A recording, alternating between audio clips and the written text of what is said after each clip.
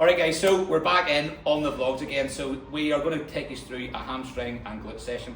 For myself, I'm between 5 and 7 weeks pre-show. Essentially, I'll just jump in when I feel ready. Nikki, you are? 6 weeks post-show, so just trying to get strength back up again, get food, body's regulated, so we're ready to push on now. So yeah, we're at a point now we're allowing Nikki's calories to sort of creep up. We've got around, we're thinking 8 months of this off season left before the Masters Olympia. Like, they haven't actually arranged a date for it yet, so don't actually know. But we know what we're working towards anyway. So calories are sitting about 3-8 now, so we're really pushing them up now and hopefully just get massive. Yeah, but you'll see in this session today, our training's similar because this is a glute hamstring session. The predominantly quad session is on a Sunday or Monday. There's still a couple of quad exercises in here. Yeah. Your focus really is, again, on just bringing up everything. Everything, yeah, that was the feedback from the judges, so just more of what we have. Yeah. So programming's pretty much the same, so we'll just keep it like that for now. What you will see is very different. I don't program for the majority of my clients. For Nikki anyway, I'm not doing it, is a deadlift in today's session. So we want a little bit more thickness, density through the back from what we've seen. For me, I ain't doing that shit at 5 or 6 weeks out. So you might, the likelihood is you'll see some sort of RDL. The stronger likelihood is you're going to see a hyperextension. At this point, I ain't risking anything there. But Nikki, we know we need the density at that pro level. Yeah, so Neil needs to hold me back in certain areas when it comes to deadlifts. I'll need to hold him back, making sure that he will not do it. No, I don't.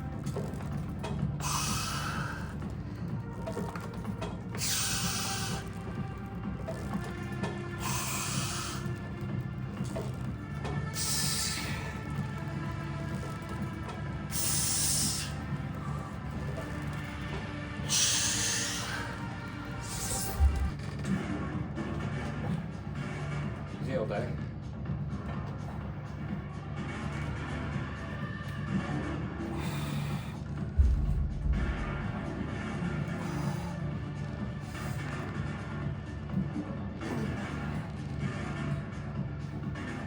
Good. So first up, we have seated hamstring curls. I also do a lying hamstring curl in this session, actually, just for a little bit of variation's sake. But I do prefer seated. It means you can kind of wade yourself into it, get a little bit more stability.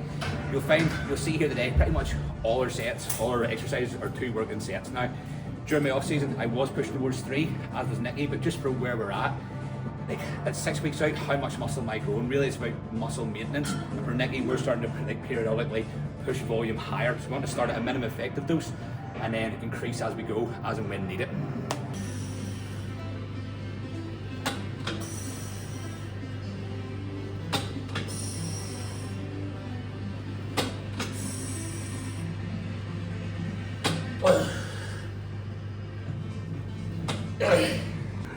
Okay, so we're heading into the second exercise of this program for me. We just trained hamstrings in a shortened range. Now we're going to move on to glutes in a shortened range before we move on to a lengthened range like an RDL or whatever. So with this here, Neil will be doing this as well, but it's just a top up for him. So the emphasis isn't going to be on that. So he's just going to do 1 set while I'm going to push to 2, my heavier sets of the program. So the warm-up sets are complete. You'll notice that I'm using this blue step. Neil doesn't have to, but I do simply because I'm just more vertically challenged. And it just helps me get more of a range without overextending my back on it as well. And then even hooking it in, it's far easier. So any of them short girls and guys out there, use this.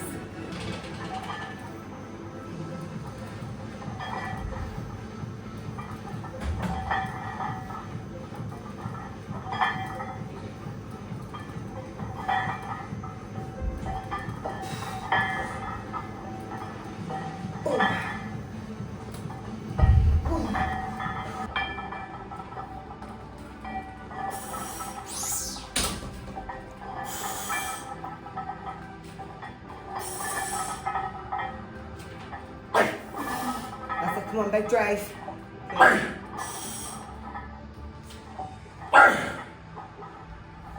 So that's hip thrust done, and this is where like myself and Nikki's programming slightly differs.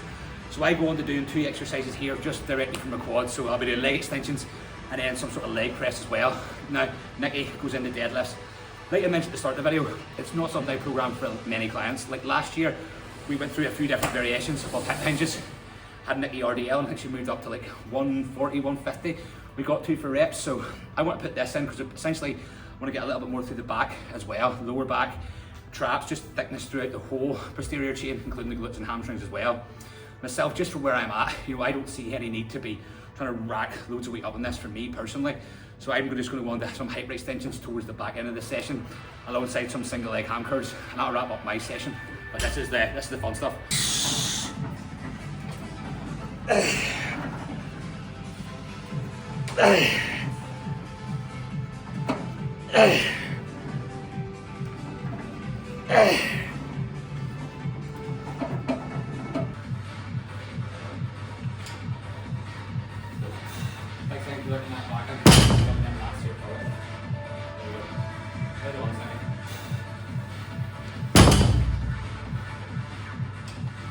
Good, like that. Same setup every time you go up there. Good, go up nice. Just a wee bit of that time, you can do that one more to really lock it through. There you go. Oh, nice, leave it there, not like it, hold on. That's good.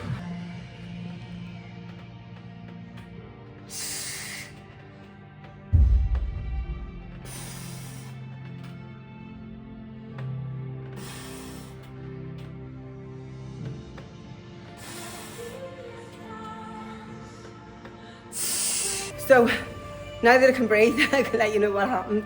So we just done deadlifts there, got up to 130 kilo, which isn't too bad off the back of a heavy hip thruster as well. Always gives me anxiety, but I'm always really glad that I do it. We just had to do in the range of 6 to 8 reps on it, just because of form as well. So we're training smart, all right? There's no ego lifting. Neil's just finishing off a set of single leg there as we're coming towards the back end of the session. So he's out there getting a bit of fresh air. We'll be back now to do the next exercise.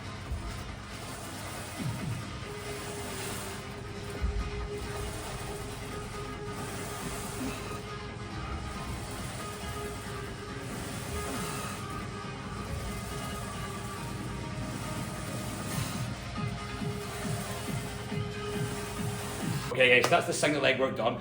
Got to admit, starting to drag a little bit now within this session, but I like to finish with this, so we're close to the end. So extension, I set it up to be more of a hamstring stretch. Obviously we've done a lot of the shortened range stuff at the start, and with a nice big stretch. In the off season, I kind of switch between RDLs, a dumbbell RDL as well, and then this has been quite a big, I've used this a lot within my off season as well.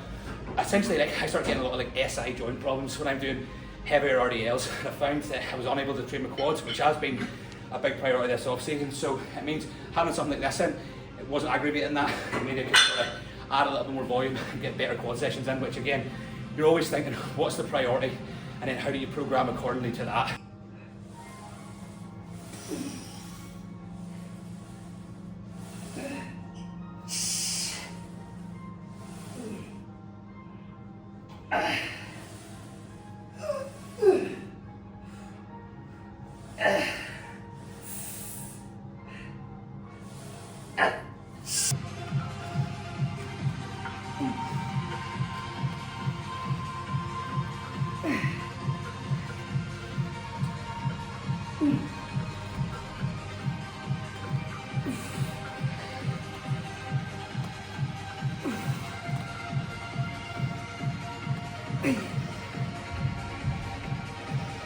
Alright guys, so we have just finished our single leg work.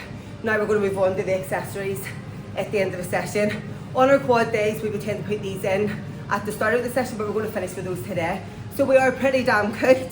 Throughout the session, we've just made sure there was plenty of weight through it, plenty of mechanical tension, and even when we're getting to failure, we're still keeping in that length and range with control. So don't be scared to go to failure, guys, alright?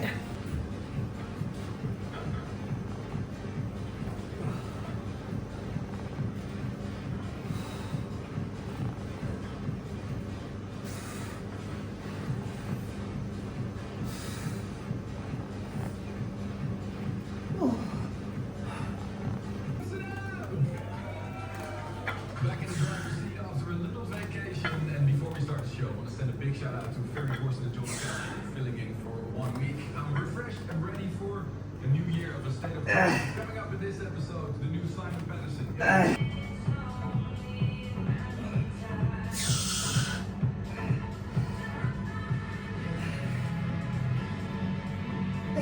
Pretty dance, Nikki, there.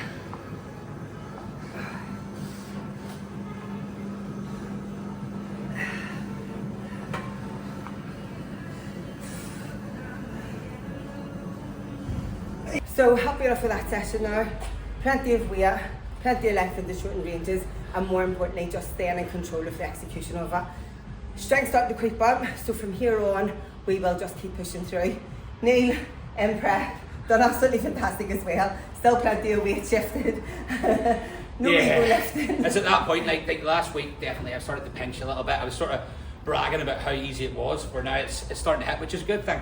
I think for me it's about managing like expectations and volume at this point as well, because it's very easy to get frustrated and because you're not lifting quite as much and try and do more. In reality, that's probably causing more harm than good. So this is about just being like smart, trying to train hard, but like we always say, like trying to train smart at this point. But hopefully you just took something from that in terms of the layout of the structure, the sort of the kind of rep ranges we're doing as well, why we're doing what we're doing, and it's something maybe that you can apply to your own training too.